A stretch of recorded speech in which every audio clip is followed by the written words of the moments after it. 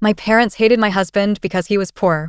On our wedding night, my mom sneered, "He can't even afford a motel." My husband gently said, "Good thing I just bought one."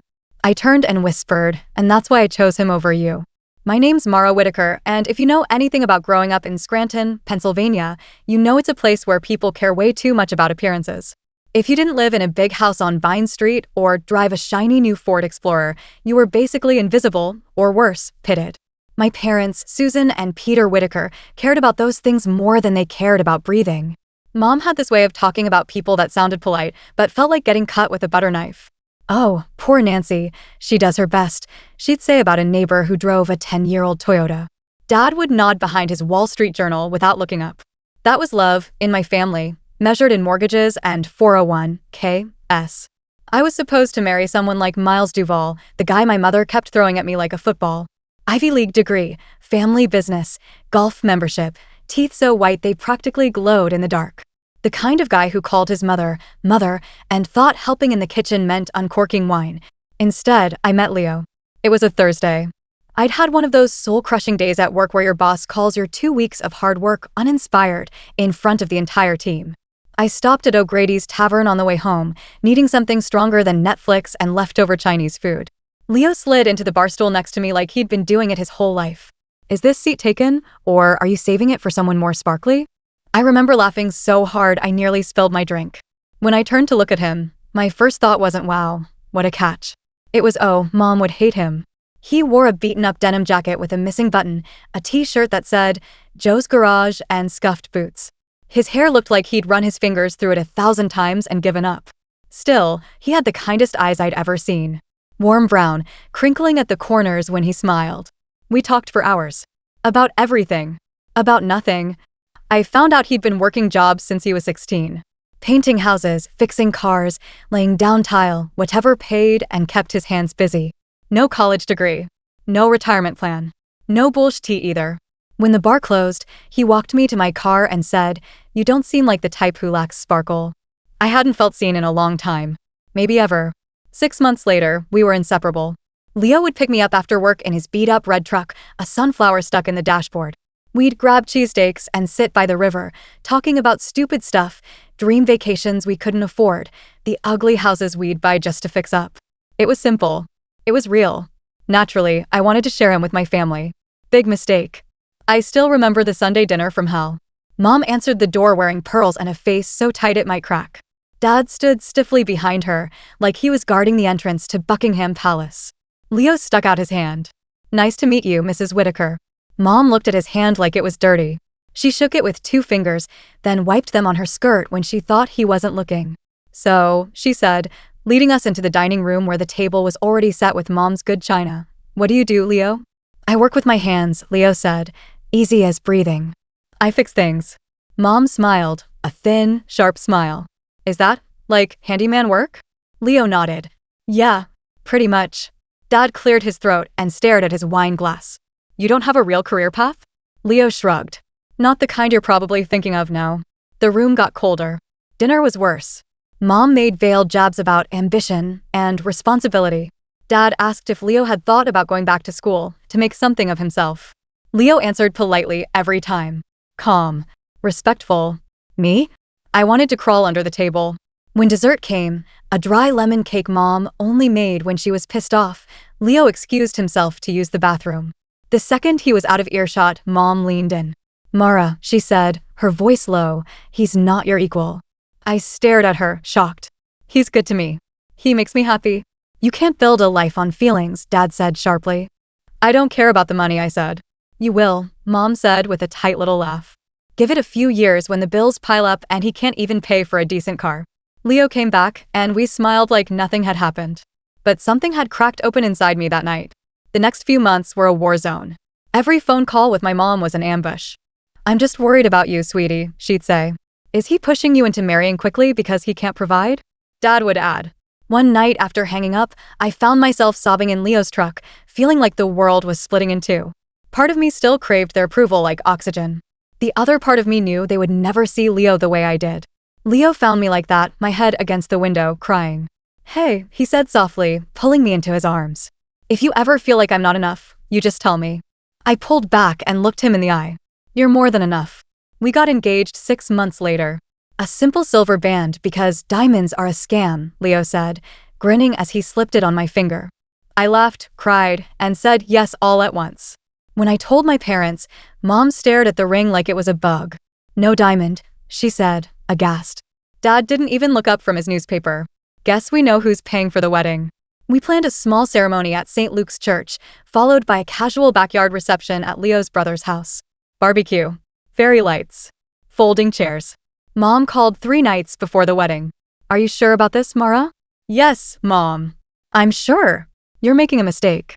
Once you marry him, you'll never climb back up. I hung up before she could say anything else. The wedding day was perfect. Warm sunshine. Blue skies. Leo looked at me like I hung the stars. When we kissed at the altar, I thought maybe, just maybe, my parents would see what I saw. Nope. Outside the church, as we hugged friends and posed for pictures, Mom swooped in like a hawk. So, she said in that sharp, sweet voice she used when she was about to gut someone, where are you two lovebirds staying tonight? Oh wait, you probably can't even afford a Motel 6. I felt the blood drain from my face. Leo just smiled, calm, unbothered. Good thing, he said, pulling a key out of his pocket. I just bought one. Mom's mouth fell open. What? Bought a little place upstate. Old motel. Needs a lot of work. Figured it'd be our project, Leo said, slipping his arm around my waist. I stared at him, stunned. You bought a motel? I whispered. Yep, he said, grinning at me. And that's when it hit me. He hadn't said anything before because he didn't need to prove himself. Not to them. Not even to me. I leaned in close to my mom and whispered, just loud enough for her to hear, and that's why I chose him over you. Mom's face twisted into something ugly for half a second before she smoothed it over. She opened her mouth, probably to say something cutting, but Dad stepped in first. Where exactly is this? Motel? He asked, his voice dripping skepticism. Leo gave him a small smile. Just outside of Lake Wallenpaupack. Little place off Route 6. It's got good bones. Needs some fixing, but that's what I do, right? Dad gave a grunt that could have meant anything. Mom pursed her lips so tightly they practically disappeared. You used your life savings for that? Mom said finally, voice sharp like a knife sliding between ribs. Leo just shrugged. I invested in us. I swear, for 1 second I thought my mom was going to faint. Instead, she shook her head, laughed once, sharp and humorless, and turned away. The rest of the night was tense. My parents left early, citing an early flight that I knew didn't exist. Leo and I didn't let it ruin anything. We danced under string lights, ate burnt hamburgers, laughed with our friends until our faces hurt. When we finally crawled into the old beat-up pickup truck that night, Leo squeezed my hand. You okay? He asked. I nodded. I'm better than okay. And I meant it. The motel was a wreck. And I don't say that lightly. The sign was half falling over, the paint peeled off the siding in strips, and the lobby smelled like wet dog. The office was a tiny front desk with a cracked counter and a broken computer monitor from, I swear, 1999. Leo beamed like he was standing in front of Buckingham Palace. I know it looks rough, he said, kicking the door open to one of the rooms. But can you see it? I looked around at the stained carpet, the moth-eaten curtains, the ancient boxy TV. And then I looked at Leo. I could see it. We spent our wedding night cleaning out one of the back rooms, tossing broken lamps and stained mattresses into a rusted dumpster behind the building. It wasn't romantic. It wasn't glamorous.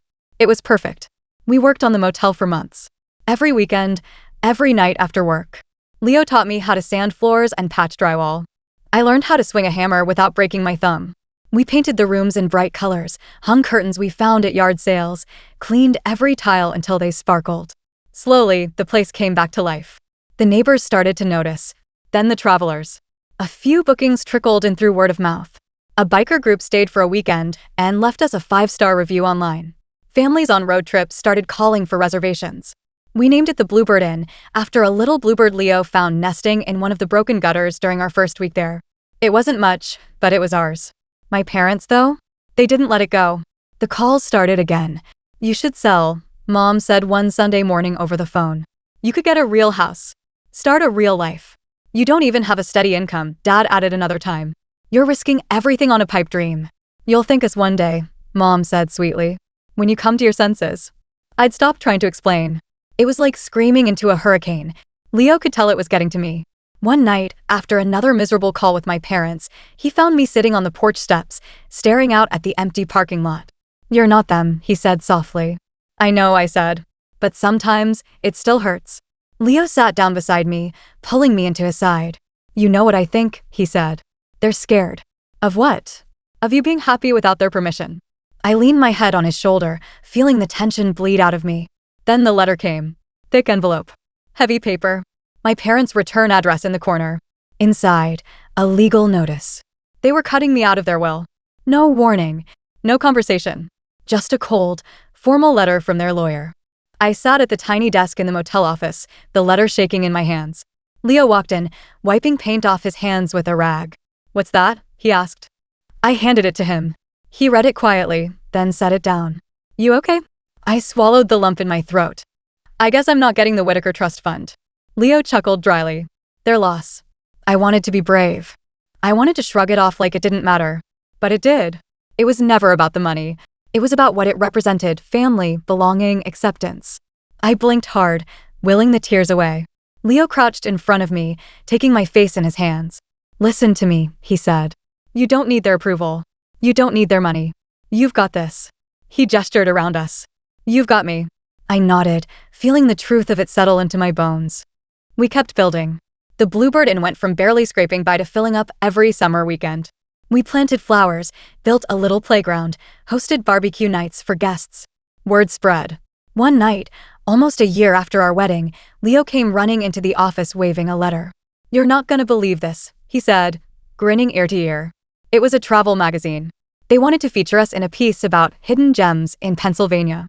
We jumped up and down like little kids. When the article came out, bookings doubled. We were finally getting somewhere. But my parents? They doubled down.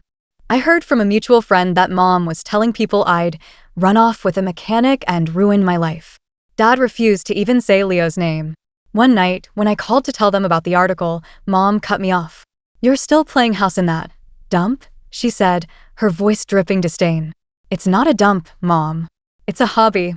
Real success isn't patching up motels, Mara." I took a deep breath. "I'm happy," I said. "That's real enough for me." She hung up without saying goodbye. I stared at the phone for a long time. Leo came up behind me and wrapped his arms around my waist. "You okay?" he asked. "Yeah," I said. For the first time, yeah, I think I am. After that call, something inside me hardened a little. I didn't cry this time. I didn't stare into space wondering what I'd done wrong. I just accepted it. Not everyone's going to celebrate when you finally start living for yourself. And that's on them. Business at the Bluebird Inn picked up faster than we expected. Weekends were booked solid. Leo spent his days fixing up the last of the old rooms, and I handled the front desk and the bookings. We were still a two-person army, but it felt good. One Tuesday afternoon in late spring, I was elbow-deep in cleaning supplies when the phone rang. "Bluebird Inn, this is Mara." There was a pause. Then a sharp, familiar voice. "Mara." It was my mother. I braced myself. "Hi, Mom. I need to see you." My hand tightened on the phone. "Why?" "It's about your father." Something in her voice, the brittle edge of it, made my stomach twist. We met at Dolce Cafe, a little spot downtown where Mom used to take me for hot chocolate after piano recitals. She was already there when I arrived, sitting ramrod straight at a corner table, a pristine napkin folded neatly in her lap. "Mara," she said, nodding stiffly. "Mom." I sat down, heart pounding. "I'm not going to beat around the bush," she said, folding her hands on the table. "Your father's had a mild heart attack." The words hit me like a slap. "What?" I whispered. "He's stable. He's in recovery." She said it like she was reading a weather report. "But things are going to change." I sat there, stunned, trying to process. "I thought you should know," she added, her voice sharp, almost accusatory. "Why didn't you call me when it happened?" She sniffed. "We didn't want to bother you. You're busy playing innkeeper." The words stung more than they should have. "Mom," I said, swallowing hard. "I would have come." She waved a hand dismissively. "He's fine. He'll be back to himself in no time. But we have to think about the future." I stared at her, not understanding. She leaned in, lowering her voice. "The trust, the estate, the house. Your father wants to make sure everything is handled properly." A sick feeling bloomed in my gut. "You cut me out," I said flatly. Mom smiled thinly. "We thought it was for the best at the time. But circumstances have changed." "Changed how?" We need someone we can rely on, she said, the words carefully chosen. Miles isn't as trustworthy as we believed. And your sister? She shook her head in disgust. Let's just say she's made poor choices. My sister, Claire, who had been the golden child all her life, had apparently fallen from grace. I filed that away for later. And now you need me, I said quietly. Mom blinked, the tiniest flicker of annoyance crossing her face. Family is family, Mara. I sat back in my chair, feeling like I was seeing her for the first time. Family is family, I repeated, almost to myself. As long as they do exactly what you want. Her mouth tightened. I'm offering you a second chance, she said, her voice cool. To what? I asked. Be he wanted me to be? Her eyes narrowed slightly. You're being emotional. I stood up. No, I said, my voice steady. I'm finally not. I left her sitting there, her napkin still perfectly folded in her lap. When I got back to the Bluebird Inn, Leo was out front painting a new sign. He turned when he saw me. Hey, he said, wiping his hands on his jeans. How'd it go? I walked right up to him and buried my face in his chest. Not great, I mumbled. He kissed the top of my head and didn't say a word. Just held me. And that was all I needed. For a few weeks after that, things settled into a rhythm again. Summer was rolling in. Families packed into our tiny motel rooms, kids squealing as they raced around the parking lot. Leo started building a fire pit for guests to roast marshmallows at night. It was good. It was ours. Until Claire showed up. It was a Saturday afternoon, the place was buzzing with check-ins, and I was juggling keys and reservation forms when the door swung open. There she was, standing in the doorway in a sharp blue pantsuit and sunglasses that probably cost more than my entire wardrobe. Mara, she said, sweeping off her shades. Claire, I said warily. What are you doing here? She smiled, a tight, brittle thing that didn't reach her eyes. Can we talk? Leo appeared in the doorway to the office, wiping grease off his hands. Everything okay? He asked, eyeing Claire. I just need a minute with my sister, Claire said smoothly. Leo glanced at me. I gave him a small nod. Be right inside if you need me, he said, disappearing back into the office. Claire waited until he was gone, then turned to me. They're going to screw you, she said bluntly. I blinked. What? Mom and Dad. They're not offering you a real place back in the family. They just want you to clean up their mess. I stared at her. How do you know? Claire gave a sharp, humorless laugh. Because they did the same thing to me. She pulled a crumpled legal document out of her purse and slammed it down on the counter. I was supposed to get half the estate. They rewrote the will. I get nothing if I don't meet certain expectations. Which basically means marrying someone they approve of and giving them a grandchild in the next 2 years. I stared at the paper, feeling sick. And now they're trying to dangle the carrot in front of you, Claire said. To scare you into coming back. I shook my head slowly. Why are you telling me this? Claire shrugged, but her eyes were bright and angry. Maybe because I'm tired of being the good daughter. Maybe because you're the only one who ever had the guts to leave. She hesitated. Or maybe, she added, quieter, because I'm scared, and I don't want to be alone in it. For the first time in years, I saw her not as the golden child, but as another prisoner. Different cell. Same cage. I folded the paper and handed it back to her. You're not alone, I said quietly. She blinked rapidly and looked away, pretending to fix her sunglasses. That night, Leo and I sat on the porch, watching the sun dip behind the trees. I told him everything. He listened, running his hand up and down my back. When I finished, he said, So what do you want to do? I want to live my life, I said. Not theirs. He smiled. Then let's do that. Summer turned into fall. The leaves at the Bluebird Inn turned brilliant shades of red and gold, and bookings stayed strong even as the nights grew chilly. Guests sat around the fire pit Leo had built, roasting marshmallows, laughing under the stars. Life was simple, honest, good. It was everything my parents never understood. Then came the letter. Again. A thick, heavy envelope with my parents' address stamped in the corner. Leo handed it to me with a raised eyebrow. Another love note? I snorted and ripped it open. Inside was an invitation. Formal dinner reception. Hosted by Peter and Susan Whitaker. In celebration of the Whitaker family legacy. My name was on it. So was Leo's. I stared at it, feeling my heart thud against my ribs. What is this? Leo asked, peering over my shoulder. I skimmed the fine print. It was a setup. A showcase dinner for all of their wealthy friends and connections. A family legacy event where they would parade their perfect lives, their perfect daughters, their perfect choices. Including, apparently, me. They want me to show up, I said slowly. With you. To pretend like everything's fine. Like we're one big happy family. Leo leaned against the counter, arms crossed. So they can keep their image intact. Exactly. I set the invitation down. I'm not going, I said automatically. But Leo just smiled. Maybe you should. I blinked. What? He grinned wider. Maybe it's time you show them exactly who you are now. We spent the next week getting ready. I rented a dress that was simple, elegant, and about 1,000,000 miles away from the stiff country club outfits my mom loved. Leo cleaned up nice too. Pressed shirt, clean jeans, a jacket that made his shoulders look broad and strong. He looked like himself. Proud, free, unapologetic. We drove down to Scranton the night of the event, our old pickup rumbling like a stubborn dog among rows of sleek BMWs and black-tie chauffeurs. I saw the looks when we pulled up. The whispers. I didn't care. Inside, the Whitaker house was gleaming like a museum.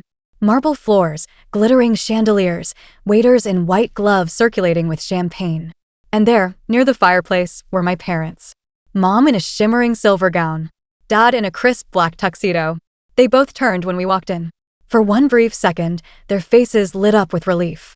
Their little runaway daughter had finally come home. And then they saw Leo. And the mask slipped.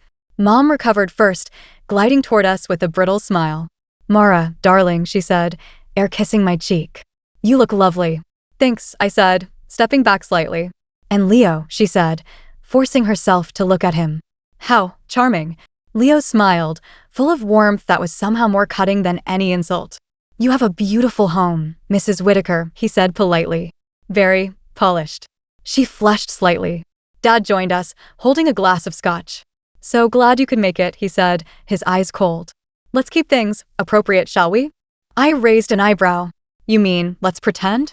Dad's smile didn't reach his eyes. Exactly. The dinner was excruciating. Course after course of tiny, overpriced food while my parents paraded us around like props. I was introduced to old family friends who barely remembered my name. "And this is our daughter, Mara," Mom would chirp. "She runs a little business upstate." Their smiles were tight. Polite. When Leo mentioned the Bluebird Inn, people blinked and changed the subject. The old Mara would have shrunk into her chair, humiliated. This Mara smiled sweetly and let them choke on their condescension. Dessert was served, and Dad stood to make a toast. "To family," he said, lifting his glass. "To tradition. To building a legacy that lasts generations." The room applauded politely. And then he turned to me.